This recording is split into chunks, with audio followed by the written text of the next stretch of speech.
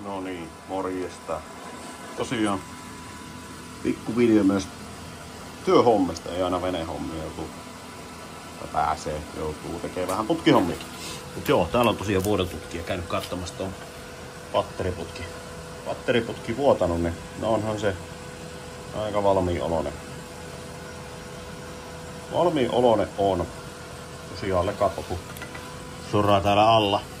Jos se nyt voi seinästä vähän miettiä, että voisiko se olla tullut tuolta ulkoapäin tänne alle.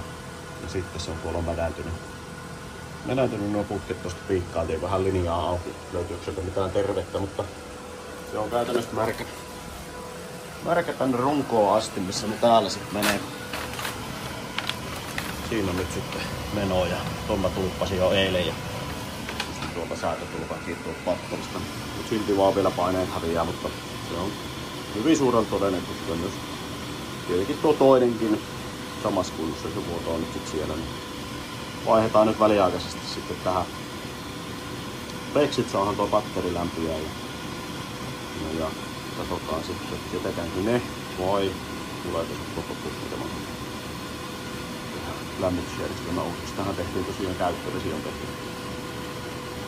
pari vuotta sitten uusiksi. Joo, komposiitilta tehtiin ja silloin samalla yhteydellä takapihan kautta tuotiin kanalit.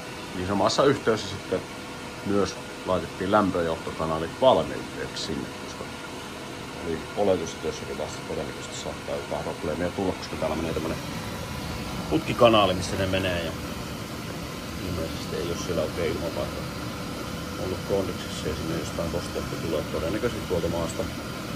Pääsee sitten tänne ja tehdään pehmittäinen putki. Täältä nyt näyttää kuitenkin, että nää olisi terveet noin putkit, mutta se on paha toi päätäpäin sillä olla kosteus. Kosteus se ne syö, ei sisältäpäin. Koska katsoo se on. Se enemmän vahvuutta on putkissa vaikka kuinka paljon, mutta tästä ihan mielenkiintoista pyöritin piheillä. Mitä pyörii tuolla jossain alla. Ei tuolla asti, vaan jossain välissä. Ei mitään, lyön tosta putki poikki ja tehdään siihen kierteet ja koitetaan saada noin peksit tonne lattialle. Kyllä ne kappapuu soraan välissä. Ja täällä tämmösiä tarkastusreikiä tehty tonne. Jos saatais suojaputki työnnettyä sieltä läpi ja imuroituu se tyhjäksi, sitten nostetaan samaan tonne.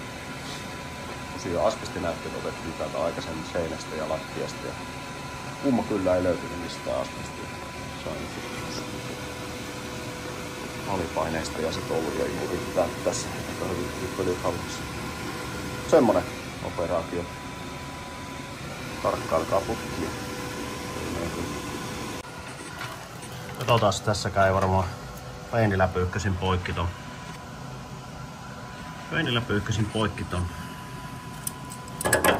Putken tuolta alalta, niin aika pehmeästi meni kyllä. Jos nää tuupit tää tekee, katsotaan vähän miltä nää näyttää.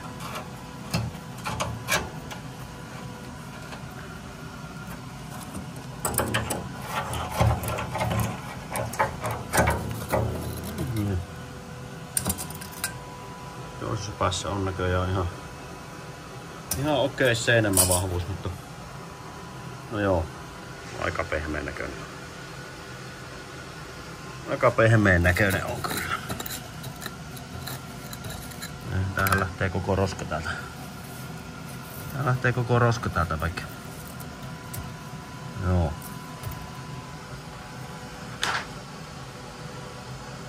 Tällä siinä on. Pääsee ulkoa päin.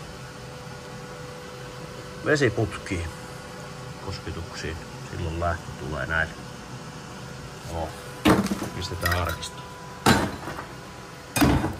Ei mitään. Kokeillaan saanko putket tuolta tänne ja nyt on vaan väliaikaiset, niin ei tarvitse ruveta mitään kaunistelemaan, kun puserukset kiinni vaan saadaan tiettyä kosteutta. Mut sellaisia. No niin. Siellä ne ois. Putket.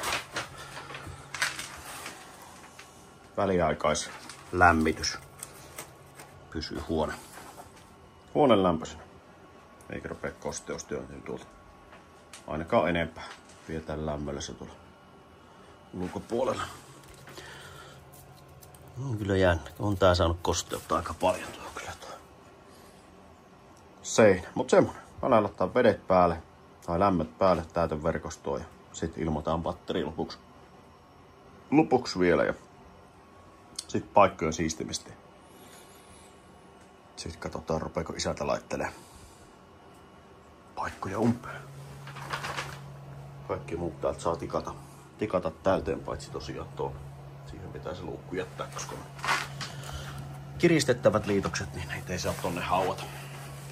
Sen jälkeen kun on linjat tehty, niin sit sen saa ummistaa, kun ei mitään. Palvelu pelaa. Kaffetta ja välisnäksiä, vaikka lattiat rikottu. Silti vaan tulee hyvä palvelu. Jatketaan.